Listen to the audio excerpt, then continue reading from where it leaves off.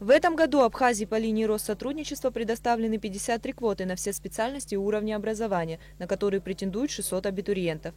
Первый экзамен письменный по математике. Организаторы со всей ответственностью подошли к тесту. Приносить с собой в аудиторию абитуриентам разрешено только ручку и линейку. Любые средства связи и другая аппаратура категорически запрещены. Перед началом экзамена представители Россотрудничества показали видео, в котором подробно объяснили нюансы работы с заданием. Ведь в этом году тестовые задания построены в формате ЕГЭ, как и для всех российских абитуриентов. Распределение лимитов в вузы курирует вице-президент Республики Абхазия Виталий Габни. Он пришел поддержать абитуриентов и заверил, что экзамены будут честными и прозрачными. Повторение утечки заданий, как это было в прошлом году, невозможно. Опечатанный конверт с заданиями привезли из Москвы представители Россотрудничества. Он был скрыт непосредственно перед экзаменом. Те задания, которые идут с Российской Федерации, у нас есть основания говорить о том, что произошла в прошлом году утечка, и многие из абитуриентов знали задания заранее, которые должны были быть вскрыты.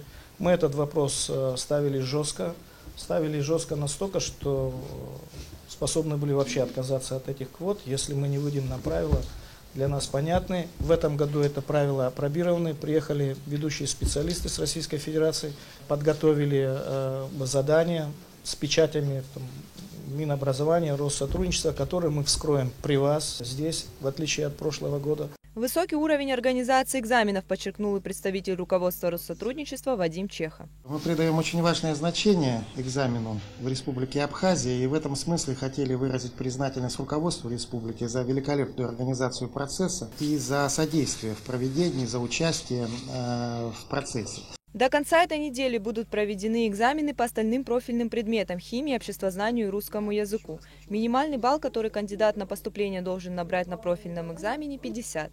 Для проведения оценки отборочных испытаний будут созданы 2 смешанные комиссии из педагогов АГУ и учителей средних школ республики. Абитуриент Беслан Закарая подал заявки на поступление сразу в 3 вуза, но надеется, что сможет попасть в экономический университет имени Плеханова. Признается, что подготовка к экзаменам была сложной и длительной, но молодой человек уверен в своих силах. Готовился 2 года, поэтому были определенные трудности, но все, что надо было пройти, прошел, все, что надо было знать, знаю, поэтому подготовка была тяжелая, да. Итоги первых отборочных испытаний будут известны уже во вторник. Сканированные копии экзаменационных работ и результаты будут выставлены на сайте Россотрудничества. Также абитуриенты получат ксерокопии своих работ и ключи к заданиям, по которым смогут сверить свои ответы. Ирена Джопуа, Саид Агухава, Абхазское телевидение.